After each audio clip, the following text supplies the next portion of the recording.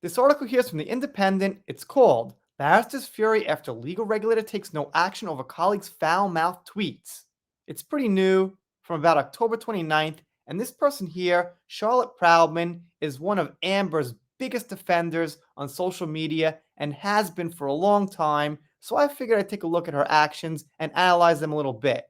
So the gist of this here is that she's mad no action, punishment, disbarring or something was taken over people using the C word about her. I'm going to say allegedly, but something like 50 people in a circle or whatever were calling her the C word. Now, that in itself's not nice, but let's get some context here.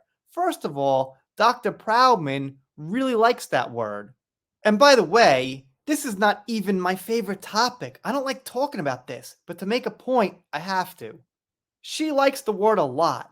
It would seem like to me most women avoid it. Some use it, okay, but most avoid it. Most men avoid it.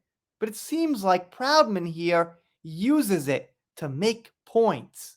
My C word, vagina, vulva, is absolutely delicious. We're all C words and bloody.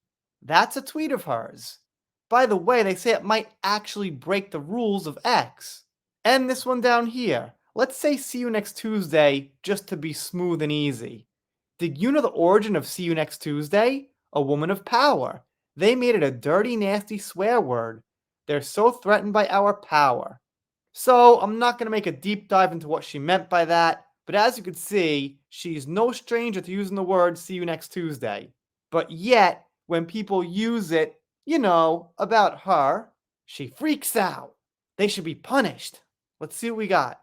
A women's rights barrister has hit out at the regulatory body for not taking action against colleagues who verbally abused her in foul-mouthed rants on Twitter. Okay, so I got to backtrack for a second. I guess the proof's out there. They did say that stuff. They didn't actually say it to her, I don't think. If it's tweets, well, all right, that's one thing. Dr. Charlotte Proudman, a family law lawyer who specializes in violence against women, reported more than 50 barristers who were predominantly male to the Bar Standards Board over a series of public messages. So that means mostly male, but not only male. She believes the criticism is an attempt to silence her from speaking out about violence against women and girls. I don't know, man. Why would anyone do that? And how would that be beneficial to anyone? I think since she used this word, see you next Tuesday, so much, and possibly because she defended Amber, people didn't like her so much and don't like her so much, and they used that word about her.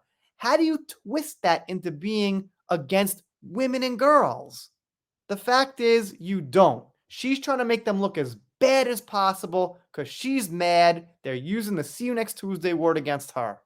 That's all there is to it. It makes no sense that lawyers would want to just hurt women in general, in the public, citizens of the country. It just makes no sense. They have nothing to gain from it, only things to lose. And the board says here, even though it's unpleasant and things like that, it's not enough to take action against, and I agree fully. Yeah, they shouldn't have said it. It makes them look bad, socially, things like that. But free speech and everything. Do we want free speech or not? Tweets sent by currently practicing and retired lawyers seen by the Independent brand Dr. Proudman as a see you next Tuesday and a W word, not sure what that is, a narcissist and dreadful, as well as accuse her of idiocy. Other posts have questioned what Dr. Proudman studied, accuse her of being a Russian bot, imply she's actively mentally ill, and accuse her of posting flirtatious photos which undermine her views, which is kind of correct in some cases. I mean, here's the thing. No matter how they say it, either they're right about it or they're not. That's the point. I'm not so worried about how they said it and how she feels about it. What I'm concerned about is if it's true or not, if it makes sense or not, no matter how they phrased it. And from what people have seen, it kind of does. I don't think normal practicing lawyers use these words themselves. I understand she's trying to make a point about genders and things like that, but she could word it a little bit better, a little bit less aggressive, a little bit like she kind of cares what certain people think. And I don't mean what her friends think and things like that, what other professionals think, what her clients might think, business like. And here we go again with being the victim and making it as bad as it possibly could be. Dr. Proudman, 35, who is also a feminist campaigner, said the abuse has had a profound effect on her emotional well being. Well, if that's true, what about the abuse Johnny took over the years? She was there for that. She was defending Amber. So, by her logic, she should be all for Johnny being in this terrible state, or, in the past at least, because of things thrown at him.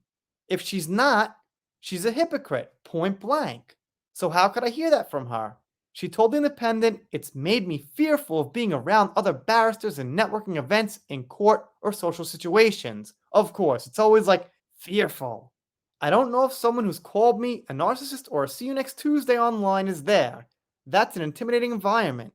I often feel uncomfortable. I could be against them in court. People are allowed to disagree with me, but keep it clean.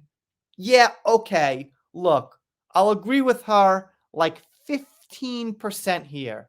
They could have kept it cleaner. Fine. But even so, if I was a lawyer and I went to court and I think someone called me a name, you do your job. You be a grown up. You're not a kid. You don't cry about it. Maybe someone called you a name. Ooh, oh no.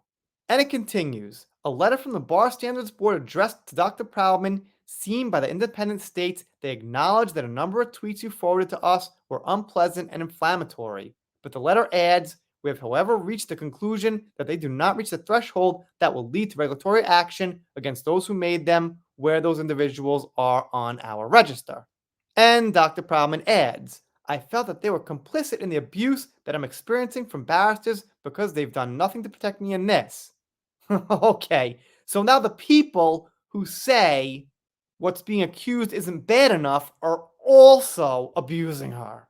They've just given them a license to carry on. It just sends out a signal to me that they don't take misogyny, sexism, and bullying against women seriously at the bar.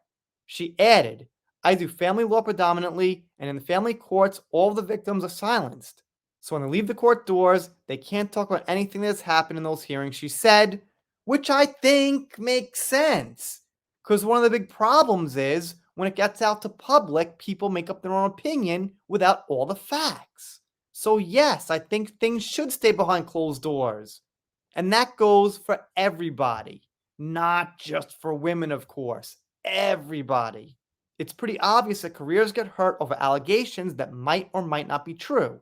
Anyway, seems like Proudman here has similarities with Amber, where she's the victim no matter what. It wasn't her fault. It wasn't how she worded things in the past on Twitter, using see you next Tuesday like water off a duck's back all the time. That wasn't it, right? It wasn't what she said about false accusations, having a cold stance possibly to people accused falsely. Like they pointed out, saying some things that imply she might not have studied what she said.